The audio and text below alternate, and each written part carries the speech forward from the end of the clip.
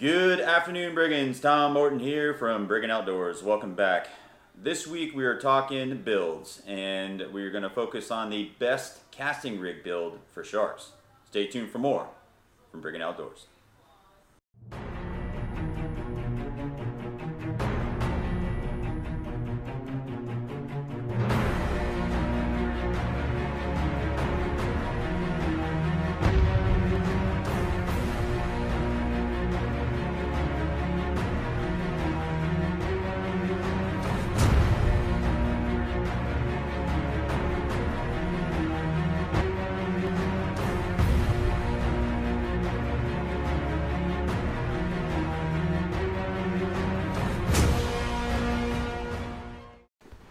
Alright guys, welcome back. I'm excited for this video.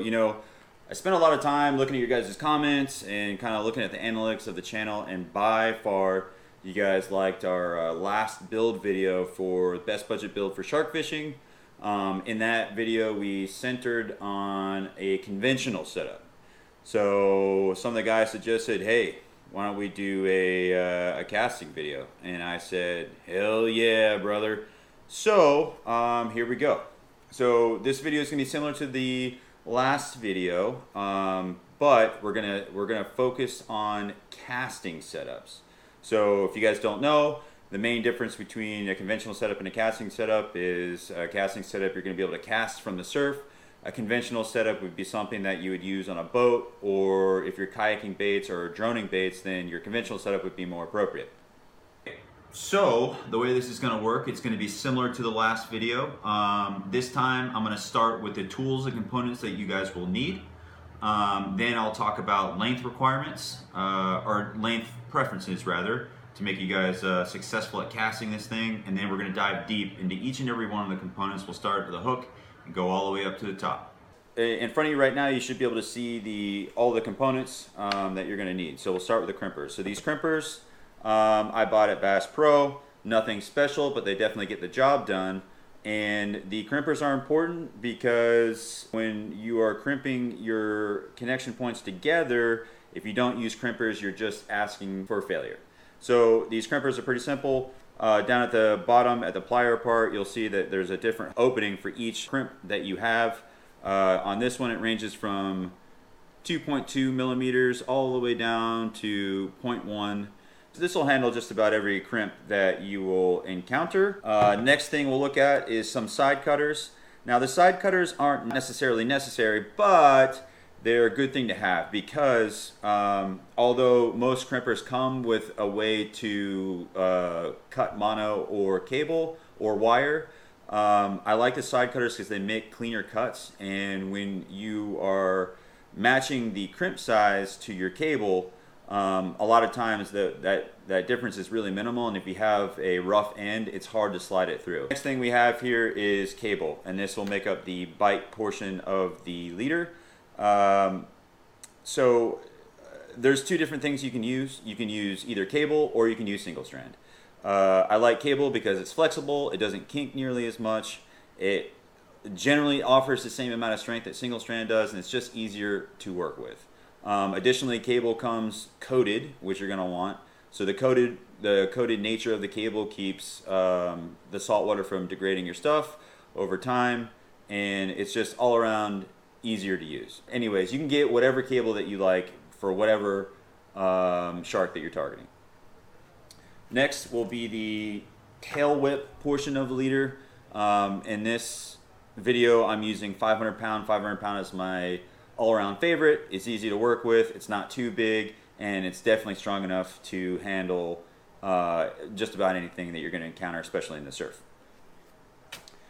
Next thing is the hooks. So you're obviously going to need a hook for your casting rig. We'll dive down into this a little bit more later on, but my favorite all-around hook is the Gamakatsu 9.0 for a casting rig specifically. Next thing you'll need is beads. Use the beads around your the slide part of your weight, and they click underwater and they serve as an attractant. Also, they protect the loops on either end of the slide. You're also going to need swivels.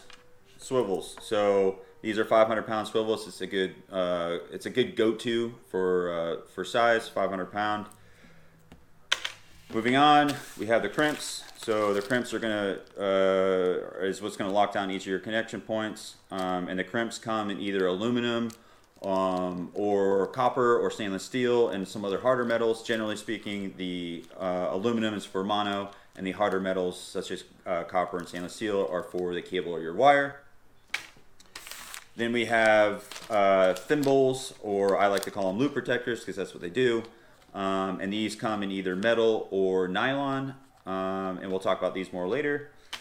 And then this is an example of a finished product we will get into now. Second thing I want to talk about is the overall pieces and parts of the leader and lengths. So let's start with the major pieces and parts. Okay, so we have the bite portion of the leader. This is where your cable or wire would be. Obviously you have your hook, and above the bite portion of the leader you have the tail whip section, and this is generally mono, heavy duty mono. And then you have the slide for your weight to slide around on, and then you have your top connection point to your main line. The length is important because if you make it too long, it's going to be hard to cast. So it's a really delicate balance because you want it to be long enough that it will handle whatever shark that you're getting from the surf, but you don't want it to be too long that you can't cast it. So my preference and what I always go to is 6 foot total length. Bottom 2 feet of the leader is the bite portion, and the top 4 feet is the tail whip section. I found that with my rod, so I use a 12-foot rod, and a 6-foot leader, casting leader is perfect. It allows me to cast it as far as I want. I can wade out into the surf and still cast a 6-foot leader. And when you pair that with a shock leader, you have ample tail whip protection. What is a shock leader? So a shock leader is a heavy piece of mono. I always go with 100-pound. And what the shock leader does is when you cast it, it absorbs the shock of your bait and weight, and so you don't snap your braid during the cast. It also serves a secondary purpose. In the example of this rig that I'm showing you guys right here, it's 6 foot long. So a 6 foot long rig is great for casting, but if you catch a shark that's say 7 foot, you could get some, its tail could whip and break off your main line. If you have a heavy duty shock leader on there, then that's another, 20 feet or so of tail whip protection. How long should your shock leader be? So your shock leader should be at least twice the length of your rod. So in the case of the rods I use for surf, I never go shorter than 12. So I'm using a 24 minimum piece of shock leader. So let's get into the weeds here with the actual components. We will start with the hook. Okay, so the hook that you guys see in front of you right now, this is a 12-0 Gamakatsu. I really like these hooks. They are just an all-around really good hook. So what you'll notice here is that it is a circle hook. So there's 2 hooks you guys have to choose from. One is a J hook, and one is a circle hook. In my opinion, most guys fish circle hooks, and that is because circle hooks, the difference between a circle hook and a J hook is a circle hook is self-setting. So when you get a run, no need to set the hook. What a circle hook does is it has a tendency to roll into the corner of their mouth, and just by virtue of them swimming off, the hook sets itself. So there's some different nuances with circle hooks. So as you guys can see here, with the reason why I like Gamakatsu in particular is it has a nice wide gap. So if you guys can imagine, the corner of his mouth is going to be in this section. So the wider the gap, the more it performs like a J hook. The smaller the gap, the more circly, I guess, for lack of a better word, it is. Mustads are kind of notorious for having super small gaps. So a super small gap is going to keep that hook pinned. But the problem is if it's too small and the shark's jaw is too thick, then it may never set properly. So it's something to weigh. I know plenty of guys use mustads and they're happy with them. I find the gap to be a little bit too small, so I usually go with Gamakatsu for a factory hook. Okay, enough about hooks. Moving up. So the next piece you guys see here is called an offshore loop. what is an offshore loop? It's basically a double overhand, and what that does is twofold. So first, the offshore loop makes a little bit of a shock absorption when you get a hookup. So it'll close or open based on the tension and of the line, and so it takes a little bit of stress off this connection point and your crimp. Another really cool feature that I didn't even know about and I discovered as I was disassembling one of my rigs is that if one of these pieces of cable were to be cut, via the shark's mouth, it is almost impossible to pull the hook off still. So in order to get the hook off this rig, you have to cut both strands. And so during a fight, if you're on a shark that's bigger than your rig was built for, and he ends up cutting through one of these, you're still okay. I'm not saying that it can't come undone. I'm just saying it's really difficult for it to become undone, so it's a nice little safety feature there. If you're curious on how to tie an offshore loop, it's really easy, and I'll show you really quick. So we have our hook, and we have our piece of bite leader. So all you're going to do, send your free running in through the hook, tie an overhand, okay? Send the free running in through the hook again, do another overhand,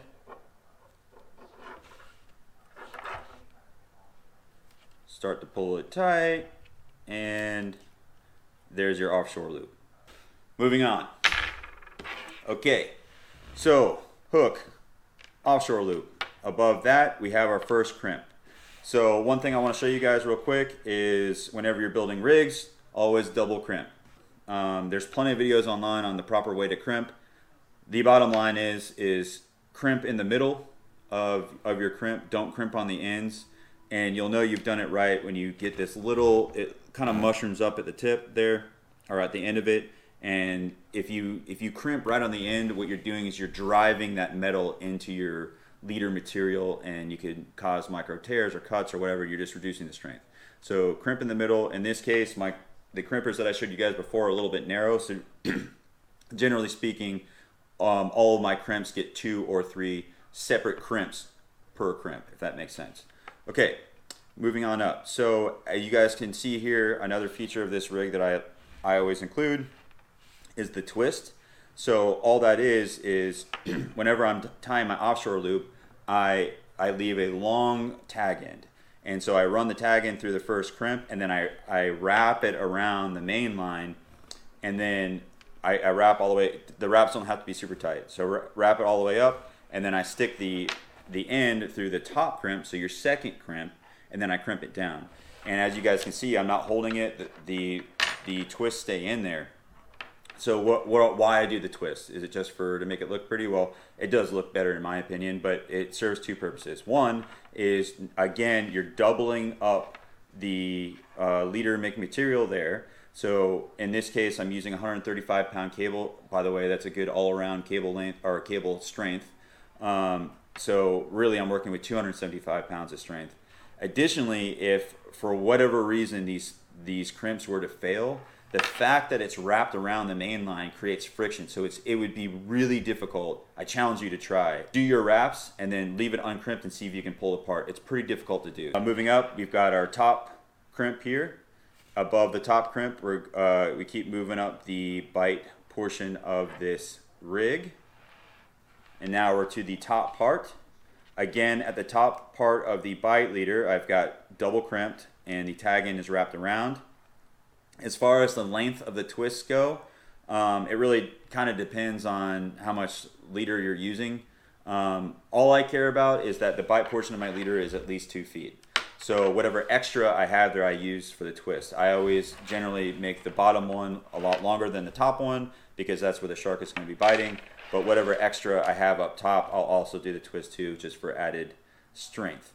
At the top of the bite leader, again, another offshore loop. Again, it's a little bit of a shock absorber there and another safety feature. Above the top offshore loop, we have our first swivel. The swivels that I always go to are 500 pound. 500 pound is the least I will go. You could get away with going with smaller probably, because if you think about it, even if you used a 200 pound swivel, your main line is probably not 200 pounds for a casting setup. Above the 500-pound swivel, now we get to the tail whip portion of the leader. Okay, so the tail whip portion of the leader is going to be mono. In this case, as I described before, it is 500-pound mono. 500 pounds is good all around. Mono offers really great abrasion resistance, so as this leader is rubbing on the shark's body, it's not going to break through. The thing about 500-pound though is the mono is thick, so if you were to do an offshore loop with mono, which you can and people do, it makes it really difficult to get it through the eye of the swivel.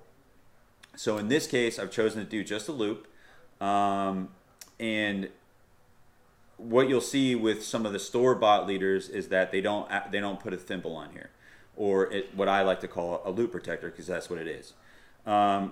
That's not necessarily a game changer, but the thing about it is when there's a lot of tension on this leader, the top of the loop can kink where the swivel's pulling on the loop.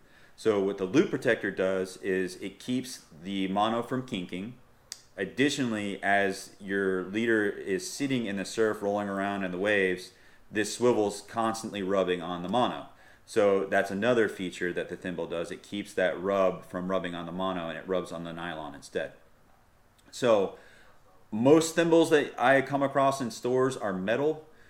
I prefer nylon because the metal and nylon do the exact same thing, but what I've noticed with the metal thimbles is that they dig into the mono a little bit, and they cause, like, it looks like little micro cuts in there, and I don't like that. So in my opinion, you don't gain anything by using metal thimbles, and you might as well just use nylon. Plus, I think they look better. Okay, moving down from the loop, we get to our crimp, double or triple crimp. Make sure not to crimp the ends. Free running end, you're going to twist around your main line for the same reasons I mentioned before. We get to the weight slide. So all the weight slide is just a snap swivel. You don't have to go super heavy with the snap swivel because it's not really load bearing. All you need it to do is pull your weight free. I generally don't go any lower than 200-pound snap swivels. That's definitely sufficient. Again, I try to overbuild whenever possible. Just it gives me peace of mind. So I believe that this is a 250-pound snap swivel. On either side of the snap swivel, you'll notice some beads. The beads serve two purposes. So the beads click underwater, and that is generally accepted as an attractant. So there's that feature of the beads. Additionally, the beads protect the top and bottom crimps from the weight sliding into them and wearing into them over time. So these beads I bought at a craft store. I think I got like a gallon-sized bag for like $1 or $2.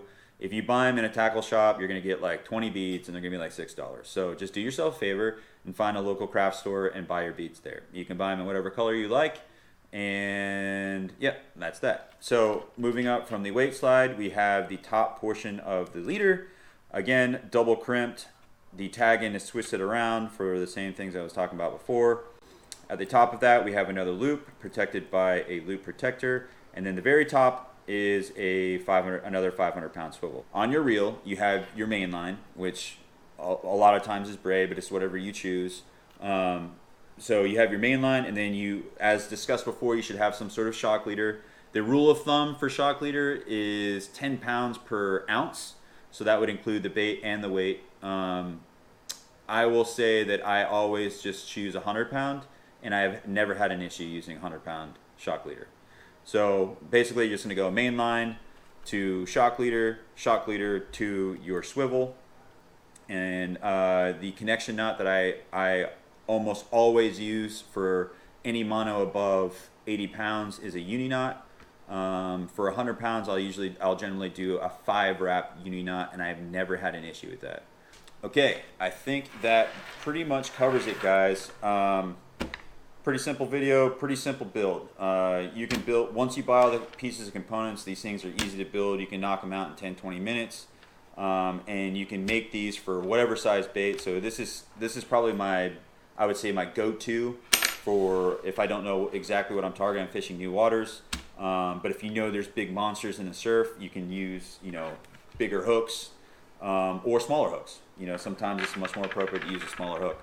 But what I generally do is I build 2 to 3 rigs per bait size that I think I'll be using, and I just put them in gallon Ziploc bags, and I stick them in my tackle box, and that way if something breaks off or something breaks or I lose a fish or whatever, I always have a backup.